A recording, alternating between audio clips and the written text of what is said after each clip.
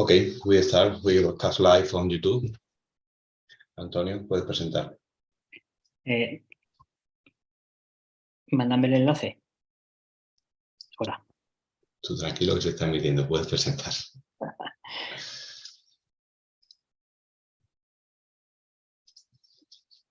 Hola, buenos días a todos. A esta nueva sesión de modelos senderistas internacionales. En este caso vamos a tener una charla sobre el modelo de Irlanda. Para esta conferencia, que va a ser mayoritariamente en inglés, contamos con cuatro personas que nos van a ilustrar sobre el modelo irlandés, sobre qué es lo que se está haciendo en Irlanda. Por un lado, Víctor Sánchez, que es profesor doctor del Instituto Universitario de Ciencias de la Actividad Física y el Deporte de la Universidad Católica de Valencia, que recientemente ha hecho una estancia de estudios en Irlanda y es un profundo conocedor de lo que es la situación irlandesa.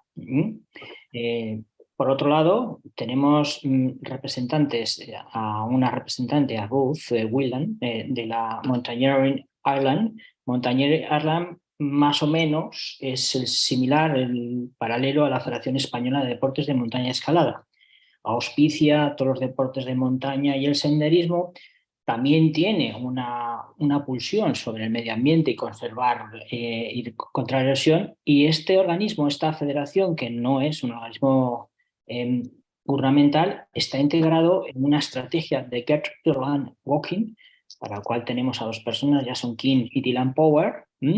Esta estrategia es una estrategia fundada por Healthy Ireland, es una iniciativa gubernamental para mejorar la salud de todo el territorio, que involucra a una serie de instituciones, entre ellas la Federación Irlandesa, y lo que busca es fomentar la participación de las personas en caminatas enfocadas a la salud, el bienestar y la forma física. Y sin más, pues ya le cedo la palabra a Víctor Sánchez para que lleve a cabo el desarrollo de esta sesión. Gracias a los cuatro. Un saludo. Gracias. Thank you in advance, Dylan, Ruth and Jackson. Nada, gracias a la Federación por invitarnos a participar. Creo que os servirá siempre. Ya veréis que no va a ser el modelo referencia en Europa, pero es un apartado más que creo que os va a enriquecer. El desarrollo de esta sesión. Y la idea es que tengamos a estos tres expertos irlandeses que os van a contar su información. Y yo, si queréis, al final y hay tiempo, pues os daré mi experiencia de unos meses viviendo con ellos, justo con este grupo también de investigación. Y nada, y al final, pues la Federación que vuelva a tomar la palabra. Nada, lo dicho. Gracias, Domingo. Gracias, Antonio. Thank you, Ruth. Thank you, Dylan and Jason. I think, Ruth, this will be the moment to start, and maybe after this, Jason, and finally, Dylan. It's your turn, Ruth. Thank you, Victor. Can you all see that screen there now? No, not yet. Nope. Now it's running perfect. Okay, great. Perfect. Thank you, Victor, and thanks for having me here this evening. As Antonio mentioned there, I am Ruth Whelan. I'm the Hill Walking Development Officer for Mountaineering Ireland. So tonight I'm just going to keep it short, but I'm going to kind of give you an overview of what Mountaineering Ireland do as a national representative for both hill walking and climbing. And I'll also kind of touch on what I do as Hill Walking Development Officer within Mountaineering Ireland. So just to kind of give you an overview, we currently have over 15,800 members, and that is split between clubs and individual members who join us directly. The members join us as a benefit, sometimes to give us, like, to provide, we provide actual benefits to members, tangible benefits, but we also do a lot of work in terms of national representing our body on a national level. If you can see there, there's over 12,921 members which are actually part of a club. And we have over 190 active clubs in Ireland, and 170 of those clubs are specifically hill walking clubs. So my role is to directly support and retain these members, but also engage with non-members and develop hill walking as a sport as well. So we started our new strategic plan this year, and it's going to run until 2025. And we have 5 key priorities within this plan. The first one is to transform. So a priority of ours is to be the go-to organization. As you can see, we have over 15,000 members, but there's a lot more hill walkers in Ireland.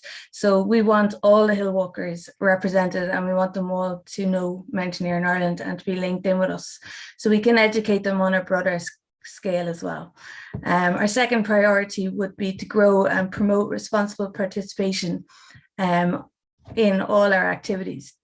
And the responsible participation is really important within Ireland, and I'll touch a little bit more on that in terms of access later. So the third priority would be to support all those involved in our sport and activities, and also appreciate the health and well-being benefits that come with that, because a lot of the time we kind of forget that element of it, and it is a really important aspect of hill walking, is the well-being aspect of it. Protection is a key aspect of the work that we do as well, and this is primarily to improve access to the mountains, but also protect the mountains and the mountain environment. So we do a good bit of work in terms of conservation as well. And finally, we can't forget the elite athletes, and that's really to support at all levels all those involved in our activity and to ensure that they achieve their potential. So if we delve into the aims a little bit more, the ones here under each priority that I've circled is primarily the focus of hill walking. So as you can see there, there's a number of aims there, and then we'll delve into them again. But just to pick one or two out, training is a really important element of what we do, trying to provide responsive and innovative training opportunities for members and participants, particularly because of the uniqueness of our access to trails and the uplands, and the need for people to have skills to access the uplands as well.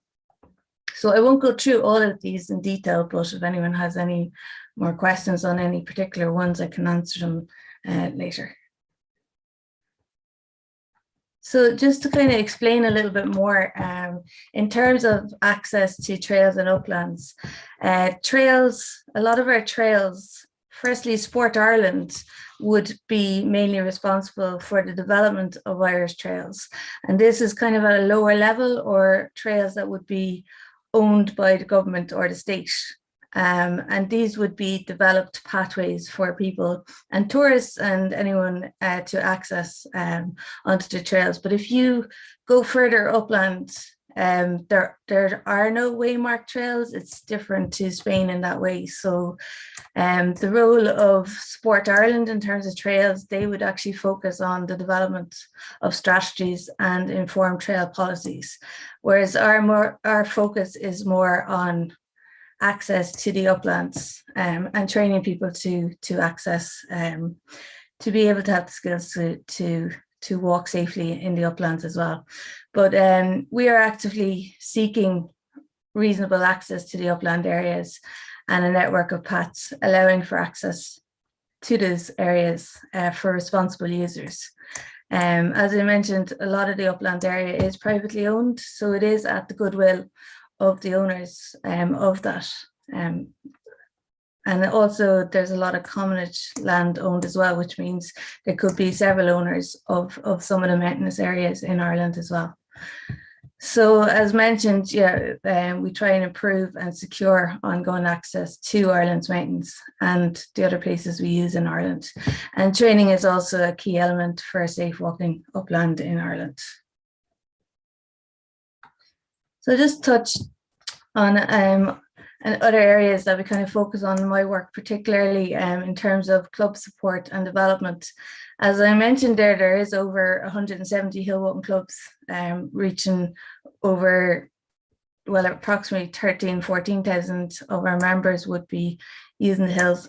So we try and support our clubs, kind of formulate, set up new clubs, give them a bit of structure and governance so they're sustainable. We try and provide certain programs to upskill them. And there was one particular one that we ran in the last 2 years. And during COVID, particularly, it was identified that there was a gap in people willing to lead within clubs. And like one of our ethos within Mountaineering Ireland is to ensure all members are self-reliant, but within clubs, we try to ensure that people are skilled enough to be able to lead groups as well. And part of that would be, we developed a club leadership program to tailor days for people to build their confidence to lead and encourage more leaders within clubs to step up. So we've ran that over the last 2 years, and by the end of this year, we have trained over 1,100 club leaders from across 91 different hill walking clubs. So hopefully that will have a significant impact to our clubs and allow them to lead more walks within the clubs as well. We've also developed we provide workshops for clubs, as I mentioned, in terms of governance, to support that as well. We've also developed a club toolkit, so it's a huge resource for our clubs. For any clubs that are affiliated with us directly, have access to that resource, and that's just to help support them to develop their club.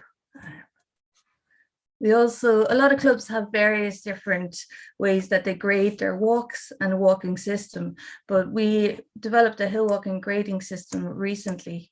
And this grading system was set out by Mountaineering Ireland just to provide a national benchmark for anyone who's selecting routes for club walks or gatherings or events or group walks around Ireland. So there's a little bit of consistency for people who are attending these events. We also did ran a number of programs, and one of our national campaigns is called Happy Hiking. And this campaign was very much focused on tourists and novices that come into Ireland that haven't gone up the hills before or have very limited experience of hill walking in Ireland. And this campaign ran around, and it's still running. It's focused on information to have, planning your walk, weather, what to expect, what to do in an emergency, and so on. So that was a great success in terms of a campaign, and it reached over 1.8 million on an online platform. We then kind of transferred that program into a practical program, so people across the country could avail of that and do day hill skills training. So they're more prepared themselves if they're going out themselves with friends or with family as well. So this year, we ran 34 days this year over 17 locations across the country. So there was over 270 individuals trained by the end of that program. And we also offer stuff like the members gathering for people to come together as a gathering to support each other and just network with each other as well. The Lynham lectures also, we recently had, I don't know, he's in the climbing world, I'm not sure if you know him or not, but he's well known, one of the top British climbers, one of the top climbers in the world. We had him for our Lynham Lecture Award. His name is Leo Holding, and it's really to acknowledge significant achievement in mountaineering. So we hold that on an annual basis as well. And we also have a significant amount of content on our website for hill walking and support our members. And just briefly, another thing that we're working on at the moment is the youth development pathway. And I work closely with a hill walking committee, which is a national team of volunteers that work with me so that we kind of have ears to the ground. And the youth hill walking pathway is something we're looking at the moment, because there is a lot of offerings across hill walking. However, there's a lot of gaps as well, and we just wanted to identify what's available at certain ages, particularly the age of 5 up to 26, because you're kind of capturing the university students there as well. And we identified a number of gaps, and our reason for doing so is not just to reinvent a wheel or offer anything that's already there, but to try and provide resources and those links so that people at those stages will be able to tap into those resources and know exactly where to go. So I just thought I'd mention that as well, just as something that we're ongoing, and links into our aims as well.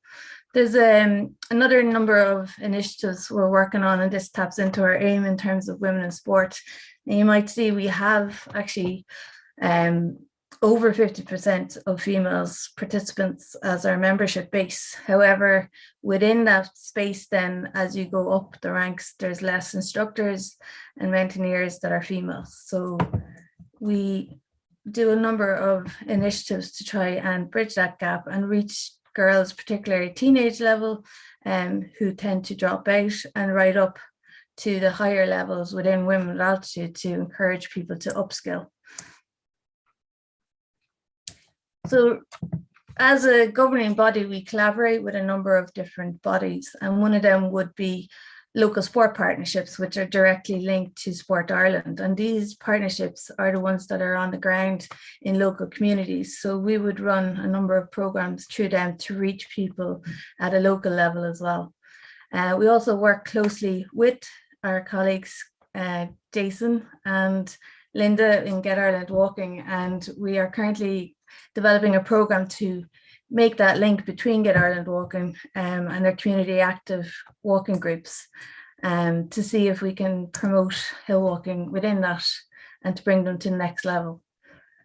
We also work closely with Sport Ireland, as I mentioned, map makers, particularly well, the OSI is kind of ordnance survey map makers in Ireland. They kind of do the surveys for all the maps across Ireland, but there's also specific map makers that develop hill walking maps tailored for hill walking, and we link in with them to inform and update them, and vice versa as well. We also collaborate with Mountain Views, who are, they kind of focus on challenges and challenge walks and peak bagging, as it's mentioned sometimes, but we work with them and we have recently developed an official list of mountains in Ireland, similar to the Munros in Scotland, and they would be called the Ardennes. So it's kind of a lifetime challenge for people to take as an ongoing challenge within hill walking. We also link closely to the European Rambler Association as well. So I suppose everything that we do has to link back to our strategy, and our main focus for the next few years is to transform, grow, support, protect, and achieve. So thank you very much for listening. If you have any questions, I'm happy to answer them. Thank you, Ruth. Congratulations for the work you do from the mountain in Ireland. Thank you for your effort to do this presentation. I think at the end, we will, if you have some question, we can do at the end if you want, because maybe it's better to have this storm of ideas at the end. Mm-hmm. Thank you very much. Thank you. Yo creo que la idea ha quedado clara. Si queréis al final podemos preguntar, o si no, pues sabéis que va a quedar grabado. Creo que sería el turno de dar paso a Jason para no demorarlo mucho y dejar tiempo en el caso de que queráis, pues para el final. Jason, I think it's your turn. Thank you.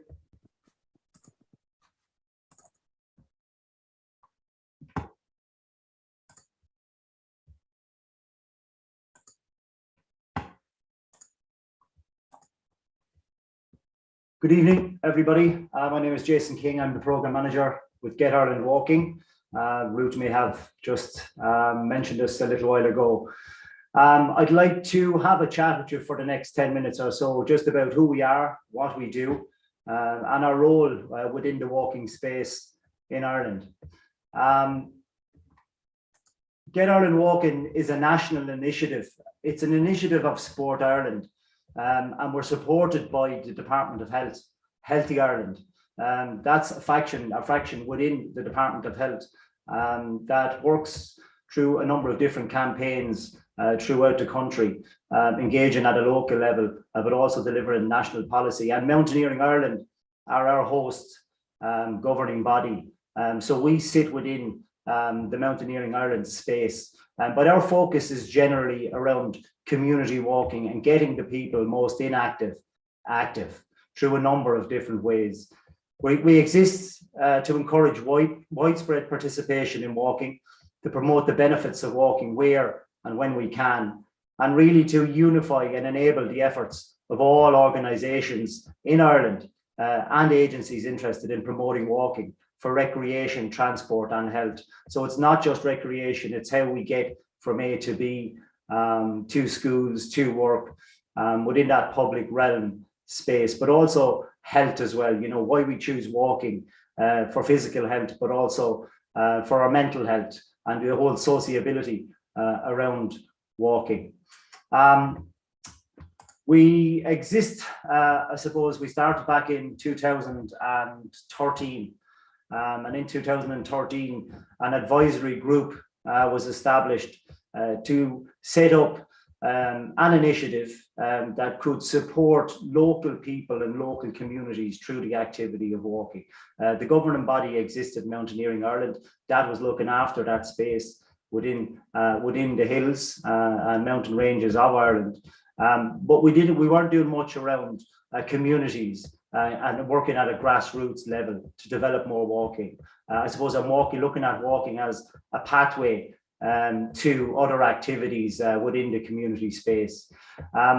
Initially in 2013, when it was set up, the website was established and we provided walk leader insurance for local community walk leaders, plus access to training programs to become walk leaders and champions of walking within their local community. So that was the first step. And then we identified that there was a community walking program need at a local level that could be facilitated and coordinated by the local sports partnerships who Ruth had just mentioned a little while ago. And those partnerships are crucial to delivery of these programs at a local level, and they exist within every county in Ireland. There's over 29 sports partnerships. So that program, the Active Community Walking Program, was successful across 6 counties. And then in 2014 and 15, we scaled that up throughout all counties in Ireland. And I'll talk a little bit more about that in a while. But when we get speeding forward a couple of years to 2017, the steering group or the advisory group at the time, which consisted of Health, Sport, Sport Ireland themselves, community leaders, local sports partnerships, a variety of different stakeholders, identified the need for a strategy and action plan for Get Ireland Walking. So that was developed over a 12-month period in 2016, a wide consultation across the country with our partners and stakeholders. And through that strategy and action plan, lead agencies and organizations were actioned to deliver specific actions within the community, within their own frameworks of work. And then there will be collaborators then on the ground at a local level to help deliver some of these programs, campaigns, etc., etc. So we developed a strategy around 7 teams, and these 7 teams were teams that were embedded within the National Physical Activity Plan. So we're very keen and we're very committed to delivering all our work through national policy and local policy where we can. But we identified these 7 teams as key teams that would help us to, I suppose, deliver on our mission and our vision while maintaining our values as well. So public awareness was the first team, public awareness, education and communication. And that was quite broad, as you would expect. Children and young people was the second team. We felt that we could really impact this area with a partnership. I'll give you an example, Active School Flag. And through that partnership, we've developed a school walkway kit or pack, toolkit. And we've made that pack available to over 900 schools now at the moment. And we estimate that over 200,000 students, teachers throughout those schools are engaging with that walkway on a weekly level while they're at school. I suppose, and it's to enforce those habits, early behaviours within the school setting. So that's the second theme. We felt that was really strong. Health obviously sits in there, and that covers mental, physical, and we work with different partners and agencies through that team. The health service executive in Ireland as well, a key partner there. Environment was the fourth team. Communities, which is really important, not just within urban built environments, but also in rural areas around Ireland. And Ireland is geographically spread out, townlands and communities dotted throughout the country. So communities is a strong theme for us there, and a strong partner there would be the local sports partnerships, as I mentioned earlier. Partnerships was the seventh theme, which again overarches all our work. And Dylan will be able to talk a little bit more about that in a while, and why that's important at a local level, in addition to a national level. So in 2017, we launched this plan with a full commitment by government. It was launched by our Taoiseach, Leo Varadkar, who will be similar, a Prime Minister and a Minister for Health, Simon Harris, at the time. It was embraced by Sport Ireland, the Department of Health, and everybody involved in delivering the objectives of the plan. We aligned to national sports policy, to the National Physical Activity Plan, the Healthy Ireland Framework, and Mountaineering Ireland's strategic objectives as well. So we're governed by a steering group. I'm the program manager. We have a communications officer who covers the admin role as well. And we'll soon hopefully be hiring a national development officer to help us deliver the objectives of our new plan, which I'll talk about in a moment. Just to give you some idea of the figures around walking participation in Ireland, in 2011, 63.9% of people reported walking at least once a week for recreation in Ireland. And that could be walking in your own community, planning to go for a walk in the forest, woodland, hills, beaches, etc., etc. But in 2021, and COVID-19 and the pandemic obviously played a role in a significant increase of 12% or so from 2011, but which has dropped off at the back of Q4 of 2021, when things started to open up and society opened up again. But it is a significant increase at a population level. So in Ireland, we're starting to embrace the activity of walking more, and we're happy to play a role in that percentage rise of walking activity in Ireland. This is a sports monitor that's carried out independently on behalf of Sport Ireland, and it's a very broad sample size, telephone interviews with people randomly selected. So it's quite robust, and it gives a good indication of the recreational activity of walking. In fact, it had to be removed, I think, from the overall results of sports and physical activity participation, because it just skewed the graphs. But that's the Irish Sport Monitor, and it's a really important data analysis for us within Ireland, not just within the sport hill walking sector, but also at a population level for recreation and transport too. Just to bring you through some of the deliverables of the strategy and action plan. I'd spend a couple of minutes at this, if that's okay, before I wrap up. The brand of Get Ireland Walking is very important to us as well. We have a brand toolkit developed for the initiative, so that consistency in everything that we do, from campaigns to programs, is really important. Our website and our social media, we put a huge emphasis on that as well. We have a communication strategy. We publish in the Mountain Log, the Irish Mountain Log as well, which is a fantastic piece it's a fantastic magazine that's issued 4 times annually by Mountaineering Ireland, with advertisements, stories, of our members and nationally and internationally.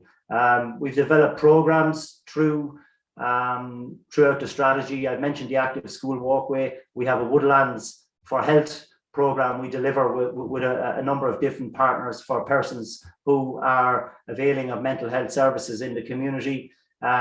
We have the active community walking program, as I had mentioned, that's been delivered in 80 programs annually throughout the lifetime of the strategy. We've developed training resources, cue cards, walk leader toolkits. We have 633 community walking groups registered with Get Ireland Walking. 750 GAA clubs are associated with Get Ireland Walking. And then we work with the Men's Sheds Network and other vulnerable groups around Ireland, engaging them through programming and then signposting on to other activities within the community. We value, I suppose, a role within the network of walking in Ireland, and as a key stakeholder in the promotion of walking in partnership with our stakeholders throughout the country. It's a really important space for us, I suppose, not only nationally but locally as well. And we stepped into a piece of research as part of one of our strategic objectives with the Southeastern Technological University in Waterford. And Dylan, who's going to speak next, is going to talk a little bit about how we've taken these national objectives throughout within the strategy and action plan for Get Ireland Walking, and how we implement those national objectives at a local level within counties throughout Ireland.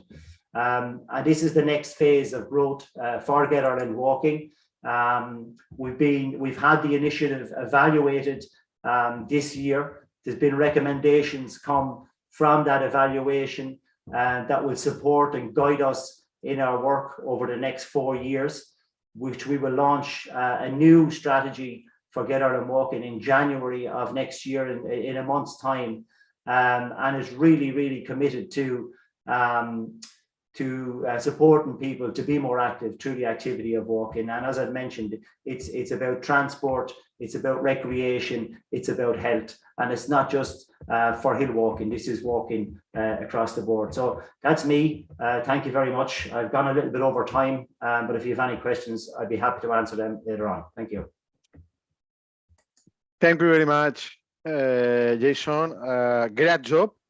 And really nice to know more about this wide point of view of hiking, not only a sport phase, also this well-being focus. And I think we appreciate a lot because it's something maybe different we have in Spain. Thank you very much, Jason. Thank you. Bueno, habéis visto una posición un poco diferente con nuestro compañero Jason. Sabéis que trabaja paralelo y bajo el mandato de Mountaineering Ireland. Y terminamos ahora con Dylan Power, que es un colaborador de Jason. En este caso es la parte de investigación, universidad, la parte de ciencia, de grupos de investigación, echando una mano a una federación de montaña. Así que yo creo que es de agradecer también que tengamos unas palabras desde este otro punto de vista. Thank you in advance, Dylan. It's your turn. Hello, everybody. Can you see my screen? Yes, perfect. Okay. Victor, thank you for organising this and giving the opportunity for Jason, and Ruth to speak. My name is Dylan. I'm a PhD student in Southeast Technological University in Waterford, this place here. And I'm also a researcher in Get Ireland Walking. So what I'm going to talk about for the next 10 minutes is kind of an overview of my PhD. I have tried to put some Spanish on the slides. I'm not going to speak Spanish, but if the Spanish is incorrect, it's because of Google Translate, not my word. Thank you very much for your effort. No worries. So because of my role with Get Ireland Walking, kind of in practice and then as a researcher in a university, a lot of the direction that my PhD took was influenced by the objectives of Get Ireland Walking, as Jason mentioned. And a lot of the conversations at the beginning of my research were were around this idea of how do we align the work of local level stakeholders who promote walking. So as Jason mentioned, it's not just health, it's not only organizations from transport, it's not only organizations who promote hill walking, it's all of those organizations together have a role to play in promoting population levels of walking. And the question that we kept asking was, how do we get them to align their work together, and how do we get them to work together? So what at the moment in physical activity research globally, there's a push towards the use of systems thinking and systems approaches to physical activity and to obesity. And what my PhD is trying to achieve or trying to understand is how useful systems approaches, systems thinking, and other methods can be to promote walking more effectively at a local level in Ireland. So that's what my PhD is about. And what I'm going to do over the next few minutes is kind of give you an update of what has happened over the last 3 years. So we chose one local area in Ireland, and as Jason mentioned, Ireland is broken into counties, and we chose our neighbour Cork as the location to conduct the research for my PhD. We chose Cork for a number of reasons. We have strong ties there. We have a walking promotion officer who has a job with Get Ireland Walking in Cork, and that was one of the reasons why we chose to do the research there. And the first step in any systems approach is to try to engage organizations from across the system, from different sectors, different disciplines, to come together to try and develop a shared understanding of what the problem is that you're looking at. So we try to engage with organizations from health, from leisure, from education, from local government, researchers, engineers, urban planners, to come together, to sit around a table and to have a conversation about collaborating more effectively to promote walking in Cork. And really what we did was we asked them two questions.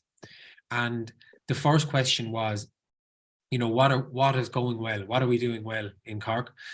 And the second one, and this is the most important part, is where can we improve, and what can we do better? So we had some online meetings back in 2020 during COVID, and we developed what's called a systems map, and this was the first step in my research process. And what this gave us was, it gave us an understanding of where in the system things were going well and where we needed to work, what we needed to work on to improve the system. So to kind of organize our thoughts and to organize the outcomes of this process in a more succinct way, what we did was we used the Global Action Plan on Physical Activity as a framework to organize our work. And really, this is what this document says, is that it's a combination of individual level programs, policies, infrastructure, mass communication campaigns, and more that can achieve population levels of physical activity. And what we did was we applied the local level outcomes that we found in Cork to this framework. And we found out three things. The first thing was that what we were doing well was in the area of individual level programs, community-based programs that promote walking. So this is the likes of the programs that will be implemented by Get Ireland Walking in Cork, or by the local sports partnership and other stakeholders. But where we found we needed to improve was in the area of this place here called Create Active Systems, which is interventions focused on promoting walking that are related to using data more effectively, using our policies more effectively, and advocating for stronger evaluation of policies and interventions across the system in Cork. And also what we found was that the infrastructure to support walking in Cork was identified as an opportunity for further exploration and for more interventions. So what we did this year then was we gathered the stakeholders to come together to develop an action plan and develop a strategy to implement some of these outcomes and solutions. So we can see the stakeholders there. We had stakeholders from government, academia, and more, to come together to develop this action plan. And this plan is going to be implemented in next year, in 2023. So these are just a collection of photos of some of the activities that we had over the last couple of years in Cork. And really what the whole idea behind this type of research is that it's a combination of community-based programs, of research, of transport-related interventions, of stakeholder gathering events that can all facilitate this promotion of walking at a county level. And all of these things are going to be used to monitor this action plan next year, and the outcomes of my thesis will hopefully inform future work, which I'll talk about now in a second. So my hopes for the future, what do I hope come from this work? I think this is the first attempt of using this way of working at a local level in Ireland and testing this model. What I would love to do going forward, and what the plan for Get Ireland Walking is in the next couple of years, is to test this way of working and this model that we've implemented in Cork in other cities and other counties across the country. So some of the bigger cities like Limerick, Dublin, Waterford and Galway are places that this model could potentially be implemented in. As I mentioned, we have a walking promotion officer who works with Get Ireland Walking in Cork, and really Alison is the walking promotion officer, and Alison does amazing work. She works on the ground in Cork, communicates, collaborates with the stakeholders and really engages them. I don't live in Cork, neither does Jason, and I think her role and the role of a walking promotion officer in this entire approach is crucial. So what I would love to see resulting from my research is a walking promotion officer in every county to help facilitate and join the dots like we are. And the final thing I would like to see in the future, I don't think that this way of working and the methods that we've used are the solution to every problem in physical activity promotion. But what I would love to see is further research to, as I said, test out and to see how useful they actually are. What we're learning from my research is that initially they are useful tools and methods to bring people together who work on walking from different perspectives. But again, I would love to try that and test that out in other counties. So I really kept it short. That's me. Thank you very much. Those are my contact details, my email and my Twitter. I'd be more than happy to connect with people after or try to answer any questions. But thanks, Victor. Thank you, Dylan. Thank you very much, because for us it's really interesting this multidisciplinary approach. No, you have with the other expert experts, planners, architects, and it's nice to know this fresh air. Thank you, Dylan. Antonio, si estamos en tiempo, yo os puedo contar mi experiencia para que tengamos otro punto de vista de un no local, y si no podemos pasar al turno de preguntas, lo que vosotros me digáis si tenéis. ¿Vamos bien de tiempo? Sí, Víctor, solo hay 2 preguntas, con lo cual... Vale, pues si quieres, llego hacia adelante. Yo si no hay preguntas, he preparado 3 para ellos, una para cada uno. If you don't have any problem, Ruth, Dylan, and Jason, I want to explain my experience in Ireland. Maybe you are interested in this. And then we have some question for you and maybe for me. Okay? A moment, I am going to share the screen. Okay. ¿Podéis verlo? ¿Podéis verla, Antonio? No, todavía no, Víctor. A ver qué le pasa a este de aquí. Víctor, hay una pregunta. Cuando termines tu exposición, la haremos. Correcto, vale, pues voy a compartir. Un segundito. Nada, lo mío va a ser muy breve. Creo que se ve ahora. Este es el caso. ¿Sí? Nada, pues me presento. Yo soy Víctor Sánchez. Gracias otra vez a la Federación por invitarnos. Pienso que es una buena iniciativa, sobre todo porque queda grabado y de cara al futuro yo mismamente lo utilizo con mis chicos. Hacemos ciencia y hacemos que esto avance, y a los que nos interesa el mundo de la montaña y los modelos senderistas como herramienta para cambiar el mundo, pues pienso que esto es de agradecer.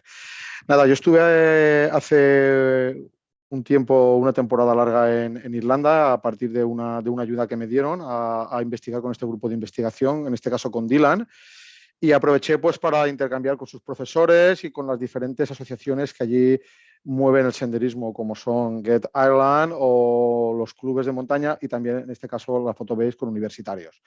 Nada, para los que no lo sepáis, pues Irlanda es un país peculiar porque sabéis que está dividido en la parte norte con Reino Unido, y en este caso el país es peculiar porque es un país pequeñito, con grandes ciudades en los diferentes county que ellos llaman, y os he puesto aquí, bueno, estos 5 millones, os he puesto algo que es interesante para los que no habéis ido a hacer senderismo y queréis hacer algo. Es un país con mucha vegetación y con un clima suave, y como veis aquí, con montañas de media a baja altura. Sería algo así como algunas partes de Inglaterra, que ahora veréis yo, que os haré bastantes referencias. Esto es importante porque parte de explicar cómo se organizan va matizado por el paisaje que tienen y sobre todo por la vegetación. Ahora después mencionaré alguna idea para los que penséis algún día ir a Irlanda a caminar, que lo tengáis en cuenta.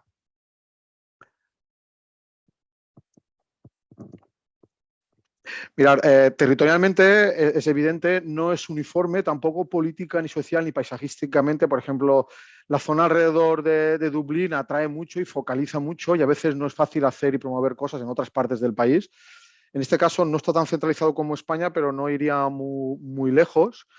Es un territorio profundamente antropizado, y es algo que después, si tengo tiempo, os explicaré, que eso dificulta mucho el senderismo en Irlanda, porque podíais pensar que tiene paisajes muy verdes, los tiene, mucha montaña, pero está todo antropizado, y una vez salís de lo que son los paisajes protegidos, como parques naturales, etcétera, os encontraréis con un territorio muy transformado. Muchas granjas, veis aquí, menos montaña de la que yo en este caso pensaba, y en este caso también viene a corazón que digamos que sí que puede tener territorio invernal, pero no nevado. Quiero deciros que ahora, cuando de hecho estos días está nevando en las montañas de Irlanda, pero no tiene terreno nevado como en nuestro caso, glaciares, neveros, sino que cuando se va estos días suele hacer frío, pero con menos nevadas de la que podríamos pensar. Entonces puede matizar incluso la práctica que se hace allí. Muy matizado por la temporalización. El clima es un factor clave, sobre todo porque en invierno los días son muy cortos, el tiempo es verdaderamente malo, y eso hace que, por ejemplo, algún tipo de actividades no sean factibles. Por ejemplo, travesías, largas rutas, y en algunas épocas del año esto está descartable, porque además ahora os explicaré que el alojamiento no es como podéis pensar o como sería incluso en España, que no es fácil. Por ejemplo, la logística en algunas partes del año y en algunas partes de Irlanda físicamente es muy difícil, ¿no?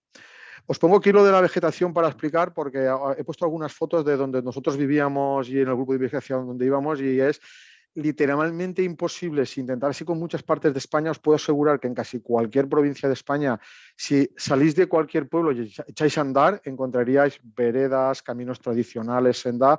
Aquí está descartado casi por completo, es imposible. Lo que no está trabajado, lo que no está pisado y lo que no es común, no es factible, es inviable que lo hagáis. Os he puesto algunas fotos porque nosotros queríamos hacer algunas cosas, y si no las planificas con antelación es imposible que hagas nada. No está el camino.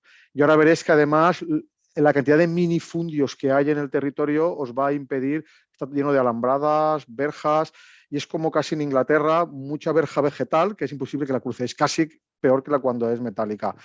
Tiene un problema con el viario, porque no está el tradicional, o sea, hay muy poquito, lo que hay ahora está asfaltado, y o buscáis lo que vais por vuestros mapas, YouTube, en la web, o va a ser imposible que hagáis una práctica. ¿Vale? Por ejemplo, el tema tan bien trabajado que tienen sus vecinos ingleses de acceso a la naturaleza, allí, por lo que yo charlé con algunos activistas, está un poco retrasado en cuanto, por ejemplo, los landlords, que son los propietarios, no ceden. Y como no ceden, pues es casi imposible que tengas los lugares abiertos, no te dejan. Sobre todo porque hay mucho granjero que no tanto labrador o campesino, con lo cual hay animales. Y así como en Inglaterra está muy trabajado, aquí es casi imposible, con lo cual no vayáis a la aventura porque va a ser, como os digo, imposible, ¿no? Y después tienen un debate que lo habéis visto ahora en el tema de, ellos hablan a veces de walking, menos hiking, que me ha sorprendido, pero sin embargo usan mucho el hill walking, que es una de mis preguntas que podemos hacer, que sería un 50-50 entre senderismo y montañismo, ¿no? Algo intermedio que a nosotros como españoles a veces no nos acaba de cuadrar. Y si os guiáis por la terminología, a veces podéis acabar un poco confundidos, ¿no? Nada, por hacerlo muy rápido, me sorprendió mucho el tema del alojamiento, que no es específicamente senderista, sería 50-50 entre hoteles y hostels y cosas rurales y el modelo que se utiliza en Inglaterra, en Reino Unido, de los bed and breakfast, ¿no? Esas guest house, pero no encontraré refugios y solo algún club de montaña en el país gestionado por ellos, tiene algún alojamiento que a veces no está ni siquiera abierto, solo son para los del club, los clubes potentes, con lo cual, si tenéis pensado hacer travesías, amarrarlo bien y si no acabaréis durmiendo en lugares como estos, que son simpáticos, los propietarios son geniales, tenéis, pero refugios de montaña a nuestro estilo os va a ser difícil encontrar y algunas travesías no se van a parecer a las que lleváis en la cabeza. Me gusta y me ha gustado algo, lo habéis visto ahora sobre todo con Dylan y con Jason, que su enfoque no es exclusivamente deportivo y eso me gusta mucho porque yo pienso que aquí en este caso, por ejemplo, nuestra federación está haciendo caminos en ese sentido y es que tiene un punto de vista muy amplio y sobre todo se relaciona muy bien con Deporte Irlanda, ¿vale? Que es la institución madre, están bajo ese paraguas y su idea va, lo habéis visto mucho por muchos colectivos, jóvenes, escolares, universidades y muy enfocado al well-being, al bienestar, ¿vale? La salud para ellos es prioritaria, tanto psicológica como física. Y eso me gusta porque ellos sacan mucho dinero del gobierno irlandés cuando dejan la parte deportiva y la enfocan más a la parte de well-being. Incluso cuando se meten en el senderismo urbano. Les funciona muy bien y van de la mano esta federación de montaña con el senderismo urbano. Y os he puesto aquí esta foto porque ellos fueron capaces de organizar este evento mundial, me gustó mucho, que es el Walk 21, que va dirigido al caminar, da igual que sea en montaña, en llano, en mar, y ese punto de vista amplio, dentro de las cosas que no me gustaron, esta es una de las cosas que sí me gustaron, ¿vale? Solo deciros que en señalítica fue en shock porque no pude encontrar uniformidad, ellos no han dicho nada, pero es que no es algo que les preocupe, aquí nos rompemos la cabeza y es dos cosas. España hace cosas muy bien, la federación está haciendo cosas muy bien, pero también pensar que ellos no lo hacen, pero tampoco les preocupa nada, ¿eh? Porque de hecho charlé con algunos guías de montaña decir que no, ellos tienen que venir preparados la gente y esto de estar tan señalizado y tan pintado al medio que no les acaba de gustar, ¿no? Entonces lo dejo ahí para el debate porque hago que nos rasgamos las vestiduras en España y en otros lugares no. Y solo os pongo estas dos fotos que veis aquí, ¿no? Que en verdad en el 2013, según la era, estaba en el modelo inglés, pero es mentira. De hecho, veis, en el 2022 lo quitaron porque allí vas y allí no hay nada. Cuando digo nada, es nada. Y si tenéis pensado en improvisar la caminata, no encontraréis a veces ni señales kilométricas, os lo he puesto aquí, ni señales de distancias, nada. O sea, está muy, muy escueto y, por supuesto, los que manejáis la terminología señalítica horizontal, no encontraréis. Vegetación y porque no les interesa. No quieren pintar nada. Entonces, veis que como mucho hay alguna similitud inglesa, no sé si conocéis estos medallones que ellos utilizan, y el resto es escueto y muy básico. Y nada, o lleváis el mapa preparado o acabaréis a saber dónde, ¿no? Entonces, bueno, para que lo sepáis. Estas son fotos mías, por ejemplo, ellos aquí, veis estas de aquí, copian los medallones ingleses. A mí me gusta ese formato, muy simple, pero súper escueto y como podéis ver a veces no hay ni kilometraje ni nada, te dice que estás dentro de un sendero y ya te apañarás, ¿no?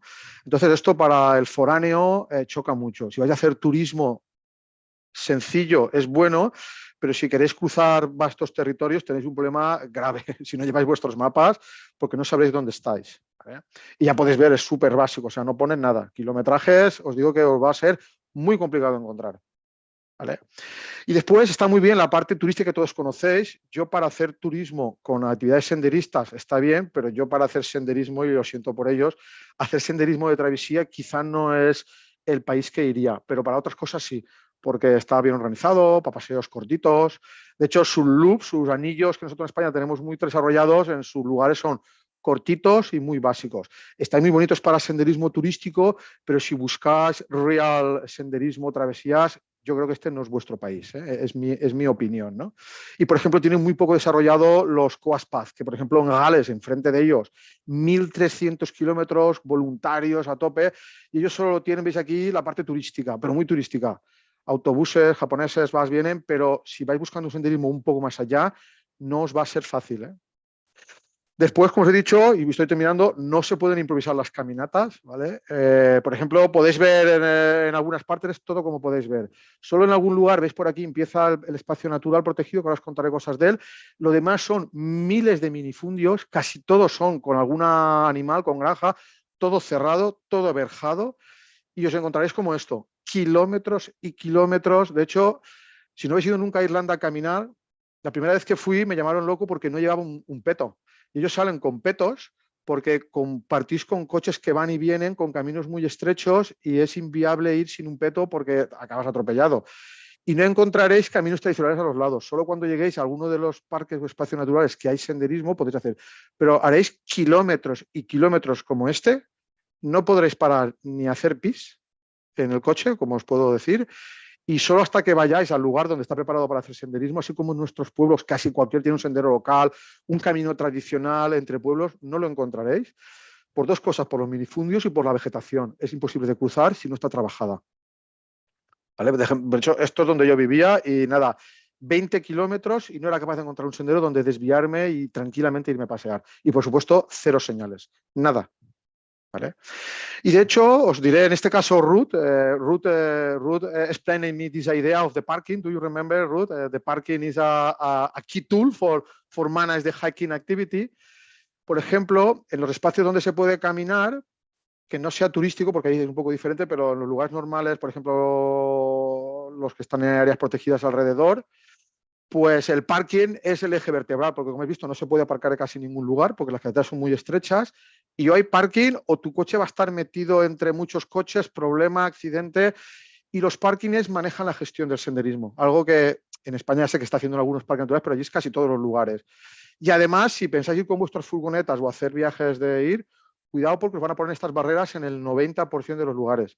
Significará que vuestra furgoneta camper, si lleváis alquilado algo más grande de lo normal, no entrará nunca. Porque ellos lo que no quieren es que la gente duerma aquí dentro y les ocupe plazas de parking para poder ir a la mañana siguiente. Y además, muchos de estos espacios están gestionados por propietarios y por gente que explota la madera y granjeros, con lo cual encontraréis otra vez cables, verjas que quitar, o en una locura auténtica, ¿no? Entonces, la gestión la hacen desde el parking. El parking te dice cuánta gente va a caminar ese día, porque si no tendrás que irte a otro lugar, ¿vale? Y ya terminando, decirte que el tema de las vías verdes lo tiene muy, muy bien trabajado. Esto sí que me gustó, muy bien explotado, muchos servicios, le sacan dinero, incluso más que aquí. Alquileres, guías, hoteles, cafeterías, alojamientos, me gustó, está muy bien dinamizado económicamente. Y de hecho, no sé si les molestará, pero yo pienso que tienen al lado al modelo inglés, del que soy un gran fan, y pienso que están empezando, llevan algunos años de retraso, pero por ejemplo, voluntariado, trabajo de defensa del acceso a la naturaleza, las apps, la parte digital, la página web, cómo son los clubs. Pienso que para tener al lado Inglaterra, Irlanda, Inglaterra, Gales, etcétera, Escocia, por ejemplo, que sé que lo miran, será una pregunta que yo les haré después, yo creo que tienen un modelo muy cerquita al que mirar, creo que están mirándolo, pero aún van con un poco de retraso, o al menos han tomado su ritmo propio. Aquí había muchas cosas que quería contaros, pero bueno, no creo que haga falta estirarme más, pero bueno, el modelo Rambler que me gusta, yo pienso que para estar tan cerquita no lo tienen 100% explorado. Nada, tiene sus amenazas y sus retos, sus potencialidades, el paisaje es chulo, tienen cosas que se pueden hacer, han llegado después algunas cosas y las pueden corregir, pero por ejemplo, como no corrijan lo del minifundio y los pactos con propietarios, que es lo que me dijeron, están consiguiéndolo, pero no lo acaban de cerrar. Tiene un futuro, yo diría que bien como turismo, senderismo, pero no como senderismo como igual llevamos en la cabeza desde la Federación de Montaña. Nada, gracias. Espero que haya sido, aunque ha sido escueto y rápido, pero nada, dejaros ahí también mi correo, que creo que está en la presentación, y a vuestra disposición. Thank you, Ruth, Dylan, and Jason, because part of this knowledge is from your interview and when we share the experience. And estoy a vuestra disposición. Antonio, Domingo, gracias también por darme la oportunidad. Buenas, Víctor, muchas gracias a ti por hacernos este repaso analítico de las preguntas que hay en el chat. Tú ya las has respondido todas, menos una, que es si existen planos o referencias de esas vías verdes. ¿Le preguntamos a ellos o...? Ruth, Dylan, one of the first question is, for example, they are really interested in the Greenway. Do you know Waterford have one of them? But there are others in the country, and they ask us about who manage and how can get this information. Which is your opinion about this kind of paths? Greenway, you understand me, not the question. What do you want? Maybe Ruth, Dylan, and Jason, do you have your opinion about the Greenway? Because I think I don't know if directly this Waterford Greenway is managed by Ireland or no, Get Ireland, or I don't know who of them. It's managed by the local authority in Waterford. So there is a local authority that exists to support recreational activity in the city and county.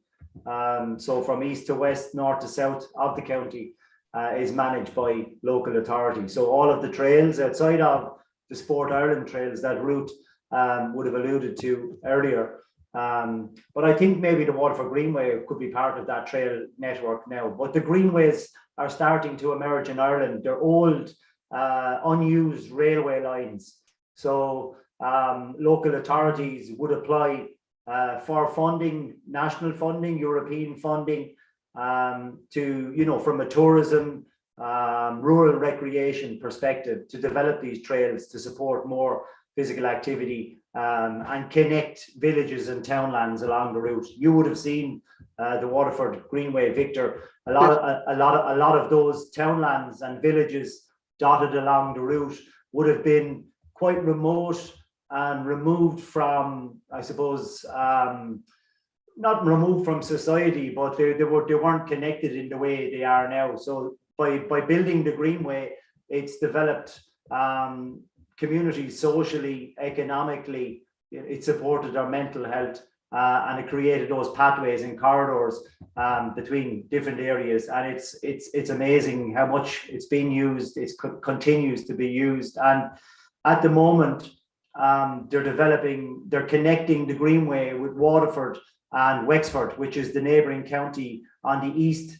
And that Greenway will then travel from Dungarvan all the way into Wexford, off-road, using the old railway line. So lots of funding, lots of support to build this infrastructure throughout the country.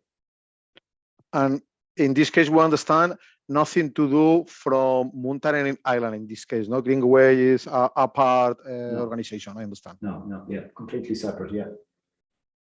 Yes, it's something similar like in Spain. Antonio, ¿alguna más? Y si no, yo tengo algunas cuestiones para preguntarles.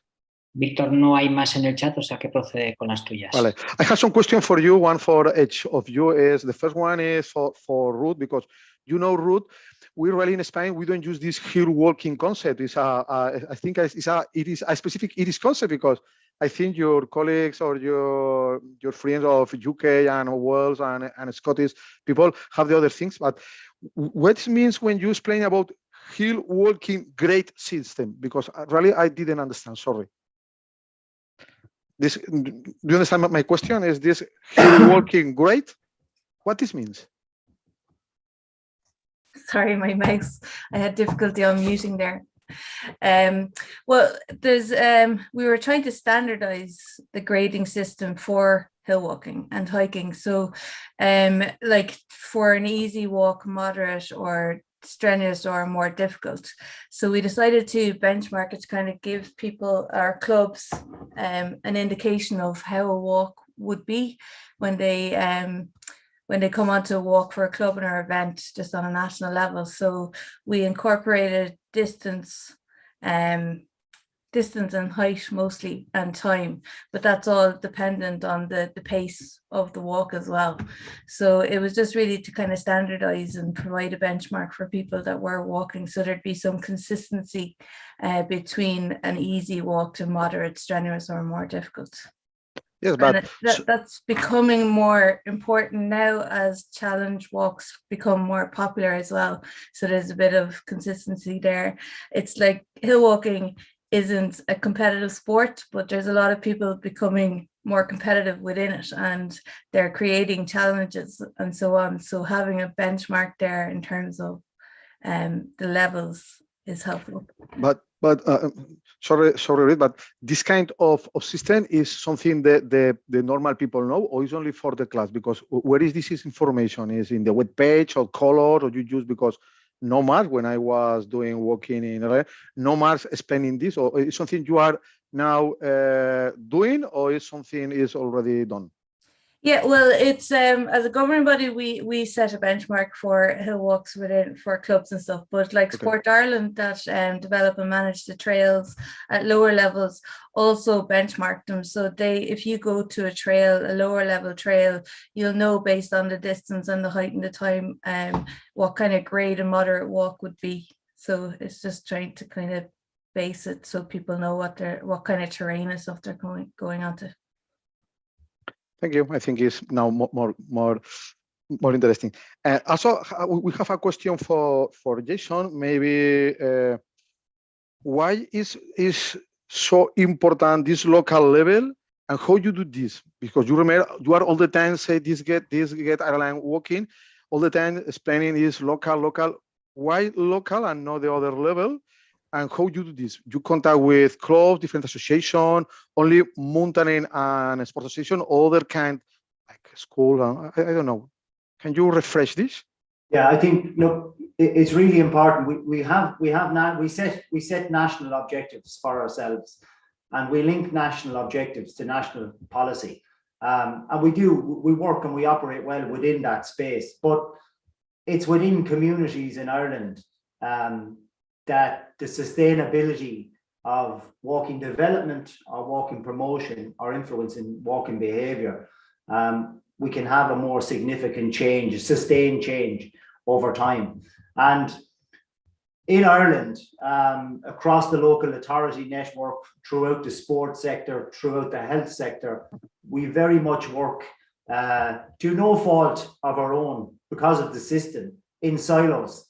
So we don't rarely communicate, but we probably ineffectively communicate with the greatest intention in our work. We're all busy, but when we come together and we consolidate at a local level and we celebrate at a local level, that work that we do, we empower community leaders, community champions, local stakeholders. These are the people who and the agencies that are receiving the funding from the governing body, Sport Ireland, or are receiving the funding from Healthy Ireland or the Department of Health, and they have to implement that funding and spend that funding at a local level. And that can be for the development of space within the built environment, advocating for more improvements within walking, advocating for more walking resources, toolkits at a county level.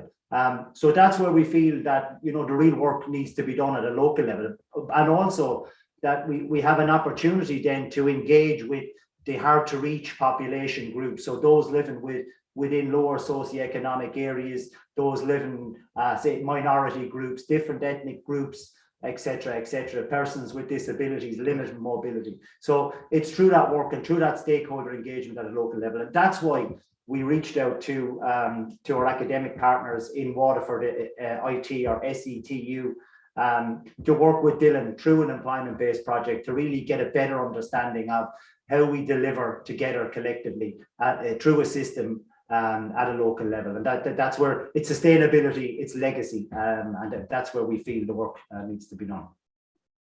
Thank you, Jackson. And if I have time, the last question maybe for Dylan. Dylan, I want to know, we can replicate this Cork result from the other places, because was from the city or from the country? But the question is, we can replicate this from urban places to rural areas, or is only for places like cities or big towns? Good question. Yeah. Thanks for that, Victor. One of the big criticisms for the methods that we're using, which is systems mapping, one of the biggest criticisms that's come from international researchers is that if I invite 10 people to have a conversation with me about walking in Cork, it depends on who those 10 people are, what the answers I'm going to get. So we recruited people from all of those sectors I mentioned earlier: tourism, transport, recreation. But what actually happened was that we had quite a high representation of organizations from the city and not so much from rural areas, and thus rural areas were not discussed as much in that conversation. So the approach that we took was that we wanted to take city and county together when having a conversation about walking in Cork. But unfortunately, whoever decided to attend those workshops and those conversations were predominantly city based. There were some organizations from counties as well, but it's just a limitation of the work. Yes, because sometimes the feeling of these urban people is really different to the necessities, the needs. It's really difficult to do the same for these people live in maybe a Dublin area, and maybe these people live in rural areas and these farm areas. But for me, I think it's some other question. Antonio, ¿alguna pregunta más? Domingo? Just to add to that, sorry, Victor. Just Yes, it's your time. It's your. Just to your point, Dylan, as well. Within Cork, the system in Cork is split between the management of local authorities, local amenities, etc., split between the city and county. It's not the same across other counties. So, for instance, if you went to Waterford or if you went to another county, it would be one local authority for that county. So it would be probably a little bit easier to carry out the work and implement a system. But the challenge is, we envisaged that challenge, because we spoke to the local sports partnership, who are a key player and stakeholder at the local level. They would have informed us, of those challenges. They exist within their work. So we knew they existed, and it's a big county. It's broad. It's geographically spread out. But yeah, just to say that there is a split in the county, but other counties are not similar. Yes.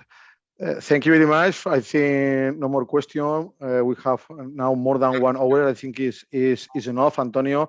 I think if the people also us, we have your mail, your contact, and in the future they want to contact us you directly from Spain to you. I think no worries. I think no problem. And in my case, thank you very much. Congratulations to the FEDME to organize this kind of activity. And you, Ruth, Dylan, and Jason, for your time, because I know in Ireland this is a really late time for you. Thank you, Victor. Thank you. Thank you very much for having us. Thank you very much. Much appreciated. Great to meet you all. And we are in touch, because in this case, Dylan will be in Spain also in few months, explaining more about this. En este caso, Antonio vendrá a España, así que también en el futuro pues, estamos invitados a seguir colaborando. What no, more collaboration in the future, in both sides, if you want, in the future. Absolutely. Because also the FEDME have a really big background, and I think we can help each other in the future. You need something more about us. Excellent. Thank you. Then thank you, Ruth. Thank you, Jason. Thank you, Dylan. Thank you, Antonio. Thank you. Thanks, Antonio. Thank you, Domingo. Yep. Thank you. Thanks. Thank you. You all See you, my very friend, much. and Go well. disfrutéis. Venga, Take care. Take care. Bye. Bye. Good night.